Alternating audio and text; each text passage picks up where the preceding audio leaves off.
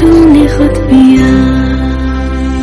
नमो नमो जी शंकरा, भोलेनाथ शंकरा, जय त्रिलोकनाथ शंभो हे शिवाय शंकरा। नमो नमो जी Shankara.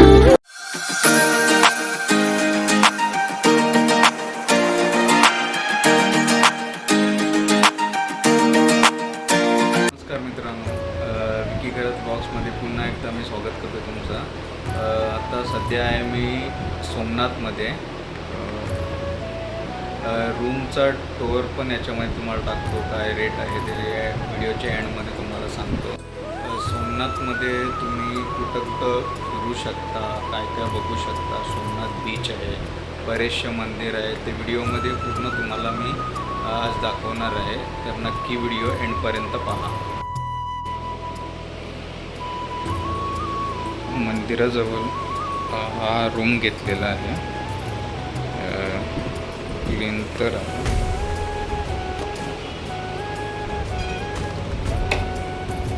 Balcony view,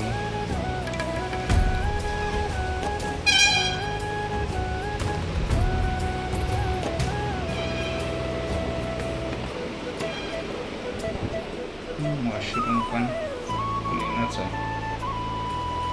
shower आणि इथं थंड पाणी गरम पाण्याची सोय पण आहे. एंट्रन्स आहे मंदिराची, जिथून एंट्री करतो एकच सिंगल एंट्रन्सच आहे. आणि आतमध्ये mobile, electric items, purse, wallet, bag काहीच अलाउड नाही. आणि तुम्हाला काय वॉलेट बिलेट ठेवायचे असतील तर इथं निःशुल्क आहेत, काही चार्ज नाही घेत इथून, तर तुम्ही तुमचे वॉलेट बिलेट जमा करू शकता. समोर मंदिर आहे आणि मंदिराच्या जस्ट समोर तुम्हाला ही बस दिसत असेल, जी सोमनाथ ट्रस्टची बस आहे, जी तुम्हाला 30 रुपयामध्ये 6 ठिकाणी म्हणजे 6 मंदिरं फिरवणार आहे. आणि ही मंदिराची मेन एंट्रन्स आहे. जर तुम्ही बाय ऑटोने गेला तर ऑटोवाला तुम्हाला 400 रुपये चार्ज करणार आहे. सोमनाथ ट्रस्टची बस आहे, जी 30 रुपयामध्ये 6 ठिकाणी फिरवणार आहे. तर कुठल्या कुठल्या ठिकाणी फिरवणार आहे ते तुम्हाला नक्की या व्हिडिओमध्ये दाखवतो.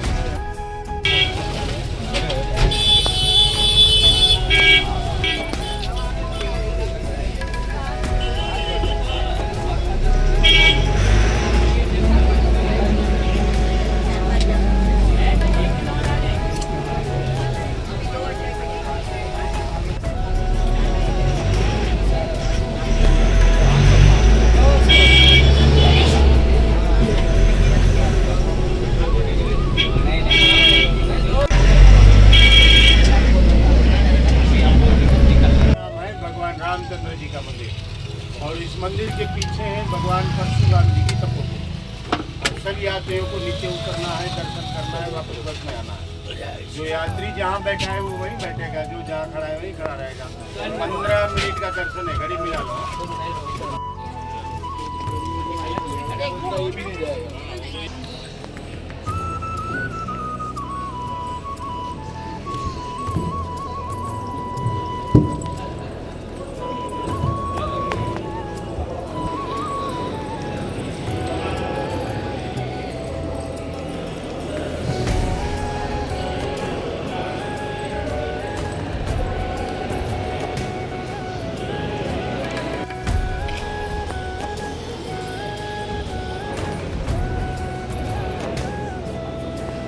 पहिलं मंदिर आहे राम मंदिर.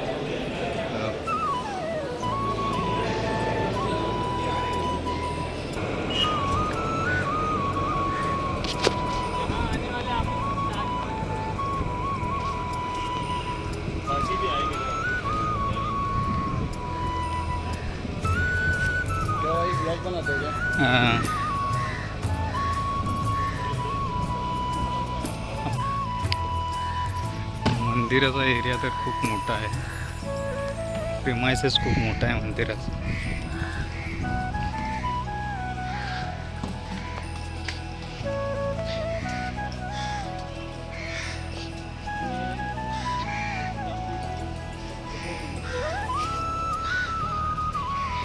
ही परशुरामांची तपोभूमी आहे.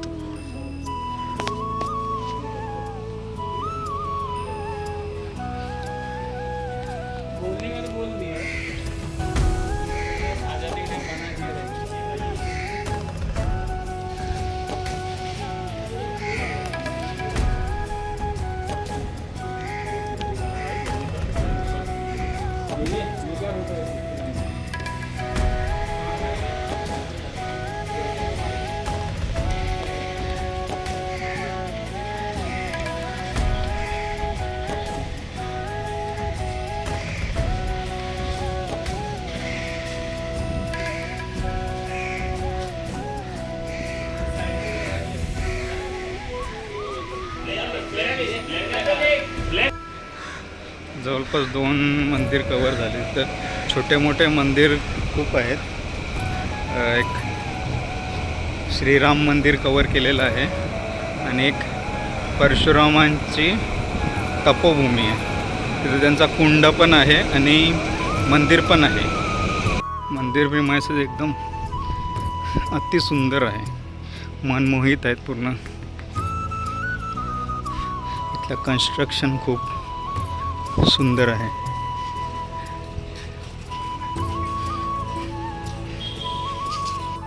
आता इथून निघालोय. आता निघू आता तिसऱ्या जागी, तिसऱ्या मंदिराकडे. कुठला आहे तो तुम्हाला व्हिडिओमध्ये नक्कीच दाखवतो. तर याच्या पुढचं क्षेत्र आहे गोलकधाम तीर्थ. तर तुम्ही फलकावर नक्कीच बघितलं असेल तर व्हिडिओ पॉज करून नक्की बघा. एकूण इथे 8 मंदिरं आहेत. त्याच्यातला पहिला मंदिर आहे गीता मंदिर.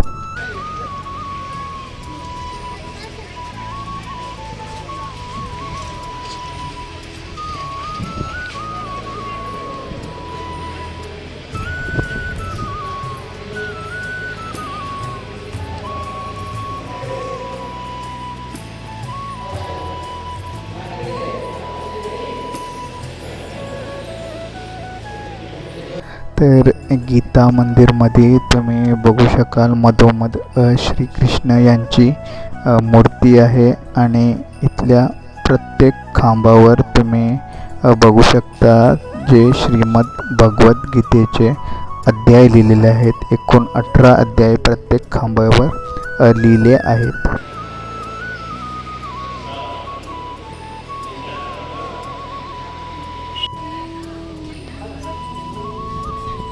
जसं तुम्ही फलक वाचला असेल मंदिरावरचा, तर आपण सध्या आहोत श्री बलदेवजी मंदिरामध्ये, जे भगवान श्रीकृष्ण यांचे मोठे बंधू श्री बलराम यांचं मंदिर आहे. तर इथं तुम्ही त्यांची मूर्ती, त्यांच्या अस्त्र हलासोबत बघू शकता.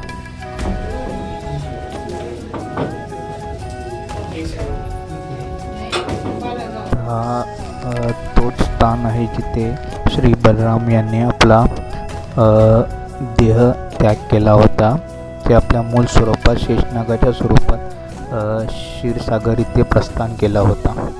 तर इथे बलराम यांची गुफा पण आहे. तर तुम्ही इथे खाली बघू शकता. गुफेमध्ये जायला एक छोटासा रस्ता आहे. ते तुमचं सांभाळून तुम्हाला जायला लागतं.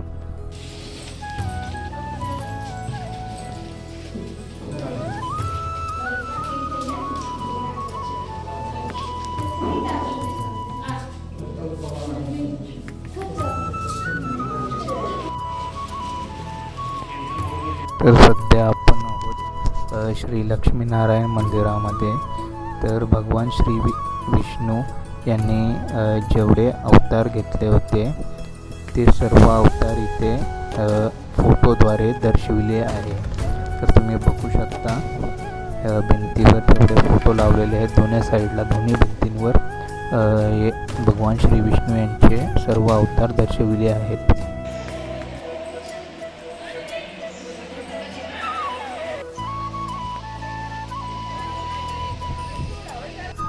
तर इथे तुम्ही बरेचसे असे छोटे मोठे मंदिरं बघू शकता, जे या व्हिडिओमध्ये मी कवर केलेले आहे.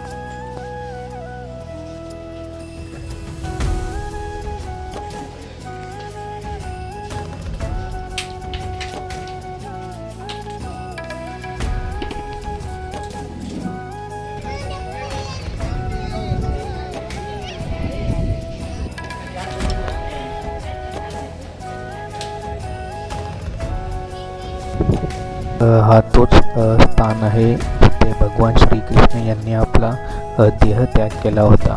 जेव्हा त्यांना त्यांच्या पायावर बाण लागला होता, ते भालका तीर्थवरून गोलकधाम तीर्थपर्यंत चालत आले होते आणि इथंच त्यांनी आपला देहत्याग केला होता.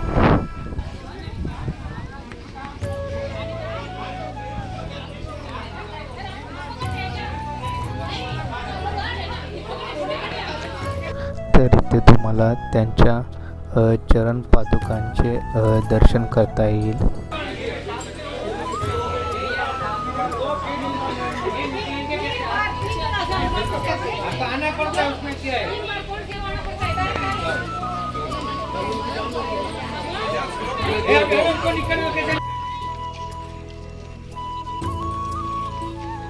हा त्रिवेणी संगम आहे. 3 नद्यांचा इथं संगम होता आणि त्या नद्या समुद्रामध्ये मिळून जातात.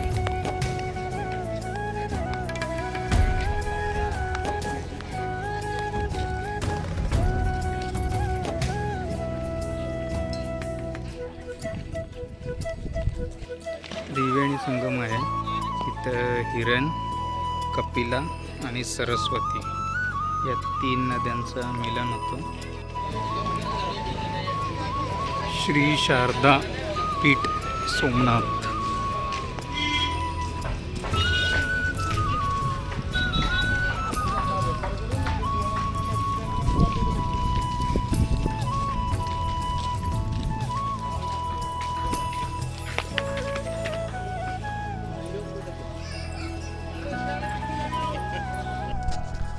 तर आपण आलो श्री शारदा पीठ सोमनाथमध्ये. इथे तुम्ही आदिगुरु शंकराचार्य यांचे मंदिर बघू शकता.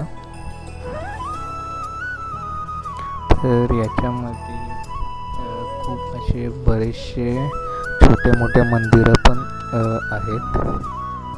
तर पुढचा मंदिर आहे श्री नरसिंह भगवान मंदिर. भगवान श्री विष्णू यांचा अवतार श्री नरसिंह भगवान.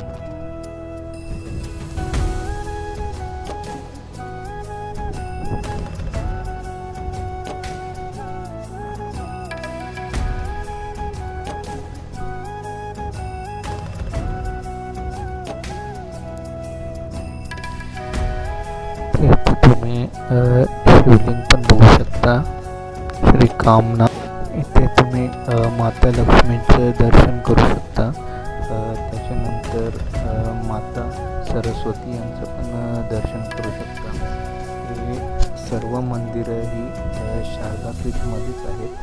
तर याच्या पुढं एक छोटीशी गुफा आहे, छोटासाच रस्ता आहे तिथे पुढच्या मंदिरात जाण्यासाठी.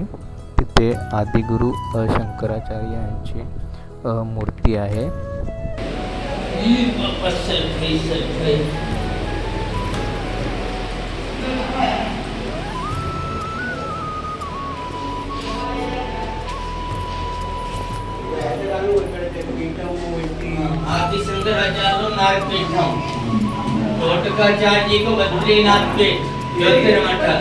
तर शारदा पीठ इथे तुम्ही 12 ज्योतिर्लिंगांचे पण दर्शन करू शकता.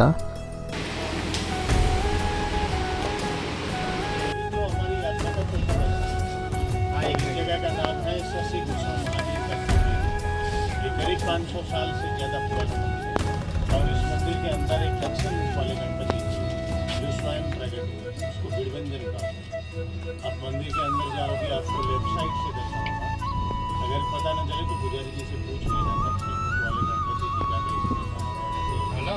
इस मंदिर में फोटोग्राफी बनाया था, मम्मी के ऊपर व्हाट्सएप कर दिया। ये दर्शन करने के बाद सभी यात्रियों को इस गेट से बाहर निकलना, ऐसे दीवार को घूमते हुए ठीक बिल्कुल ये मंदिर के पीछे जाओ। जब आप लोग पीछे जाओगे, समुद्र आएगा, समुद्र के किनारे पे 3 शिवलिंग, उसको बाण गंगा कहा। इसलिए कि श्री कृष्ण भगवान को मारने के लिए तीर यहाँ से छोड़ा गया, जबकि भगवान श्री कृष्ण का मंदिर यहाँ से 2 किलोमीटर आगे है। हम लोग कृष्ण भगवान वहीं पर बैठे थे, उनको पाँव में तीर लगा, जो तीर यहाँ से छोड़। आप लोग मंदिर के पीछे जाओगे, पानी के अंदर जाना मना है, बाहर से ही शिवलिंग का दर्शन हो जाएगा और 20 मिनट में वापस आएंगे। जसं तुम्ही बसमध्ये ऐकलंच असेल तर हा स्थान आहे बाणगंगा. तर इथं तुम्हाला 3 शिवलिंग दिसतील. 2 तुम्ही बघितलेत, तर तिसरा शिवलिंग मी झूम करून तुम्हाला दाखवतोय. त्या साईडला आहे, थोडा लांब आहे.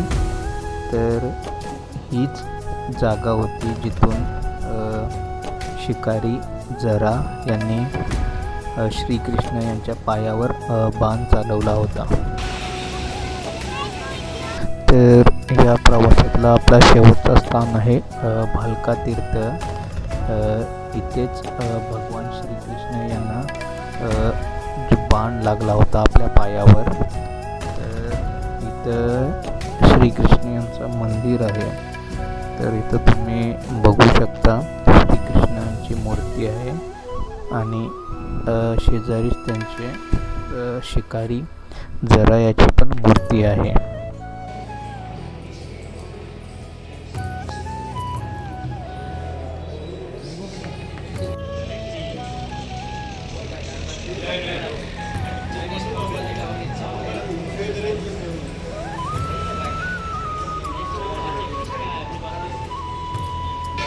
भालका तीर्थ इथे पण तुम्ही असे बरेचसे छोटे मोठे मंदिर पण बघू शकता.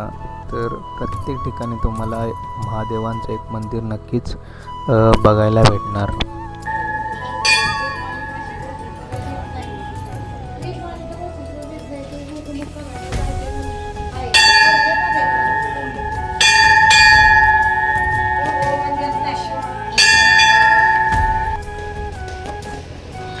मला जेवायचं असेल तर असे ढाब्यावरती पण जेवण भेटेल.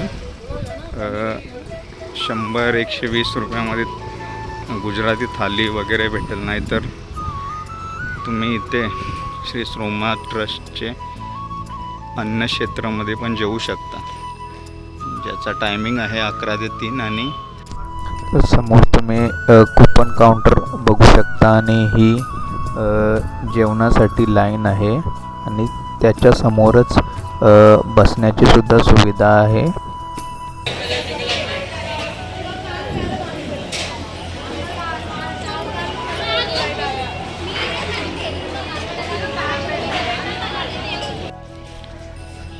सोमनाथ बीचवर जायला एक 5 रुपयाचा तिकीट काढायला लागतं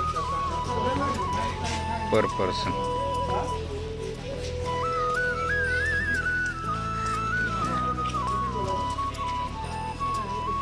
कितना?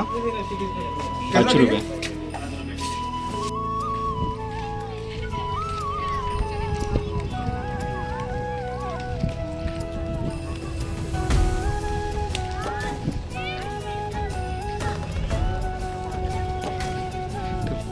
खरेदी करायला दुकानं पण खूप आहेत त्या बीचवर.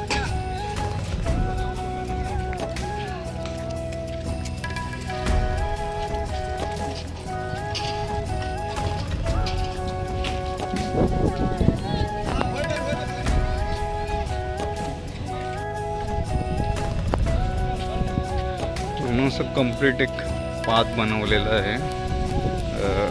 पूर्ण समुद्र किनाऱ्यावरून असं एक जवळपास 1-1.5-2 किलोमीटरचा पूर्ण पाथच बनवलेला आहे सिमेंट कॉन्क्रीटचा. ते तिथे बघा सोमनाथ मंदिर आहे, समुद्राच्या बाजूलाच आहे मंदिर. तुम्ही इथून बघू शकता का, आतमध्ये तर फोन बिन अलाउड नाही आहे. इथून क्लिअर व्ह्यू दिसतो मंदिराचा.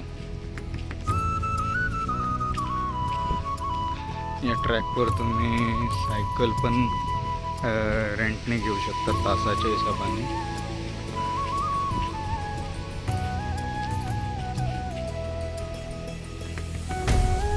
आणि आता बीच व्ह्यूसाठी तुम्हाला फक्त 7 वाजेपर्यंतच टाईम आहे. संध्याकाळी 7पर्यंत तिथं खुला असतो.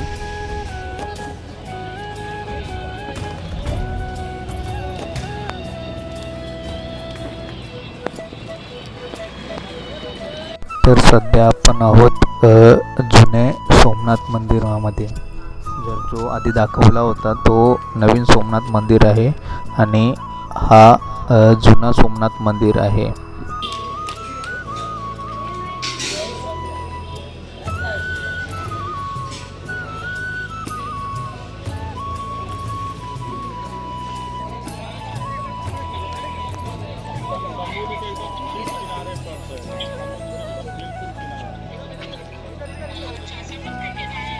तर जवळपास सर्व अशी स्थानं मी या व्हिडिओमध्ये कवर केलेली आहेत, जी तुम्ही सोमनाथला आल्यावर फिरू शकता.